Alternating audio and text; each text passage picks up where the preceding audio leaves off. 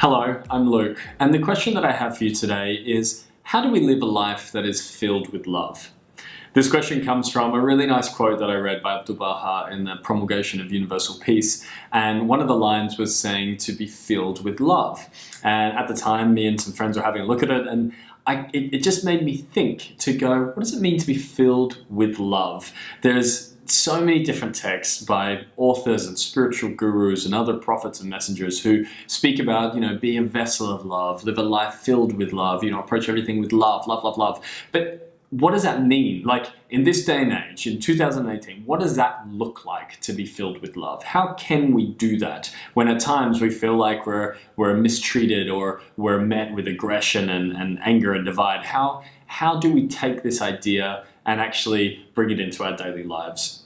Well, first, let's have a look at the quote by Abdu'l-Baha. You must manifest complete love and affection toward all mankind. Do not exalt yourselves above others, but consider all as your equals, recognizing them as the servants of one God.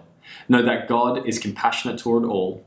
Therefore, love all from the depths of your hearts. Prefer all religionists before yourselves. Be filled with love for every race, and be kind toward the people of all nationalities. Now, I really liked this, as I said, and I liked it because it kind of sums up a number of different views and ideas. But it's interesting, just from this one quote, there's so many conversations that can be had. You must manifest complete love. So even looking at the word manifest, as opposed to you must have or be, you have to manifest it, almost unfold. Do not exalt yourselves, do not rank yourselves above other people. There's even the ones in here I was looking at prefer all religionists. Now this one requires an even bigger conversation, but this one's looking at religionists from what I've seen is those who are maybe extreme within their religious views, and it's saying to prefer them before yourselves, meaning how do you show love to people, whether it's to do with religion or otherwise, but how do you show love to people who are in those extremes? What does love look like? But the part that really took my eye was the be filled with love for every race. And when I think about this, I think about, well, how come we can't seem to make sense of it in this day and age? Why am I sitting here now and going, well, what does that mean? And I was thinking further on it, going, maybe it's love. Maybe we are looking at love the wrong way. Maybe this notion of love is the problem. And when I start looking at, what is love and what does love look like from a scientific perspective, we mainly see it from a, how our chemistry in our bodies is built up and how we perceive and process these emotions of love. Which is super interesting and again, for a whole other conversation, but it didn't quite give the answer that I needed. So I think this is probably more of a philosophical one. But looking at this and thinking, well, what is love? Maybe love's 2D. Maybe we're looking at it too much of a 2D approach to love. So when people talk about love, it's like, oh, I want to be loved. I want to make to feel all warm and fuzzy. But is that what we're speaking about when you have to approach life with love? Is that what they meant by this? When I started to delve through it a little further, I was thinking, well, what situations come up where you have to deal with it in love? Let's think of every single day. You've got people who walk up and maybe yell at you. You've got people who are maybe backbiting or gossiping. In the car, when you're driving, I, for one, want to not be very good with that. Toxic relationships, posting on social media, like this requires you to be a vessel of love. And what does that look like? Well, as I started to then break it all down a little further, I thought, okay, so if I was to approach, if someone's coming up and they're yelling at me and I had to approach that with love, what do I need? What are the qualities that I need to possess in order to approach this? And then looking at if I'm in a car, what qualities do I need to not be, flipping a finger or screaming back at that individual or even just speaking poorly about them in general because it's just so non-productive, as I've very much learned. Or toxic relationships or even social media, like commenting on things or posting particular things. Is it done with a life that is led with love? So I came up with 5 qualities. I'm going to share them today, and I would love to hear what you obviously think about this as well. But the 5 qualities that I've come up with that for me are help me in my approach to life in a more loving way.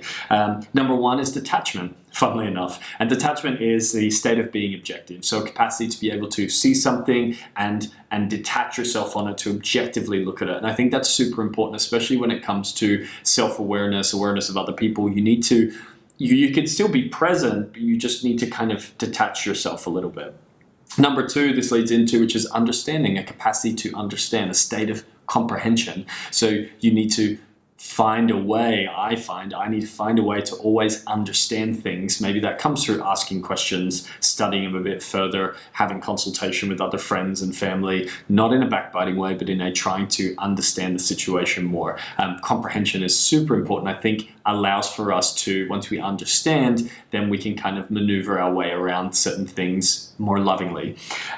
Number 3 is compassion. So sympathetic concern for others' misfortunes, remembering that a misfortune doesn't mean that they have to be in poverty or they have to be unwell. Misfortunes can even be that sometimes people are so stuck in particular habits or mindsets or in a part of the world where they can't or don't have the access to see beyond what they're currently seeing. And so a capacity to have compassion towards that is super important, I think, if you're trying to lead a life filled with love.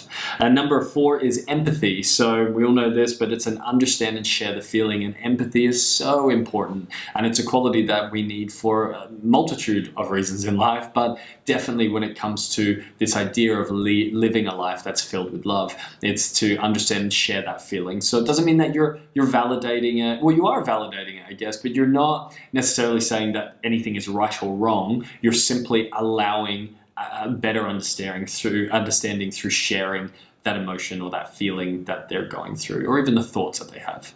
And number 5, I think is super important as quality, is wisdom. A quality of experience, knowledge, and good judgment. And some people might look and go, oh yeah, but some people aren't so wise. Well, that's where consultation again comes into play, the capacity to go and speak to people and maybe call on their wisdom, call on their ideas to kind of go, I don't know how to deal with this. And by using that, we can take other qualities, maybe detaching, understanding, a bit of empathy and compassion in there, and using that wisdom in order to figure out, well, how do we make those steps forward? And looking at these qualities, I thought once we kind of become more aware of these qualities, I guess we can call ourselves to account on a daily basis. So instead, when that person comes up and starts screaming at you at your desk, you can think of quite actively and purposefully, how can I approach this more lovingly? So instead of working from your animal instinct, your lower self, to be like, rah, and lash back at them, you rather look and go, okay, I can feel myself stirring up and I can see they're really angry because you're detaching yourself. I need to understand what's going on here. Oh, yeah, they're feeling this way. Okay, not a problem, allowing their communication. And then, okay, well, I know I've dealt with this before. I spoke to someone and they said this is a good approach to it. And all of a sudden, we're now going through life where we are living in a more loving way. And why are we doing this? Because we're not looking at love in that same 2D approach of come here and let me give you a cuddle, but rather that to be loving sometimes requires you to put your foot down in a kind but assertive way. Sometimes it requires you to simply remove yourself because maybe your presence is not helping the situation. And it doesn't mean that you've done anything wrong, but it means that you simply understand and can empathize with the situation that the other person is in there as well. Maybe knowing that by screaming out something or reacting or retaliating in a particular way is not required. Maybe not responding back to that message, maybe not speaking to that person on the phone at that particular time. These are loving ways to go, okay, I need to address how to deal with this and not to exacerbate situations. And then other times it requires that you need a really direct, approach with particular people and situations.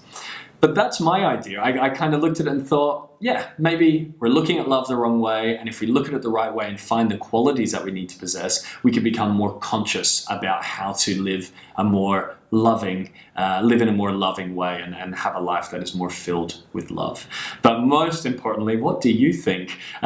Take this idea, have a conversation with friends, have a think about what do you do on a daily basis? How do you maneuver through life? And maybe what qualities do you feel that you possess and you use in order to be more loving and in order to ensure that everyone around you is working towards their highest self, because ultimately that's what we're here to do. So please comment, continue the conversation, and have a think about how do we live a life filled with love?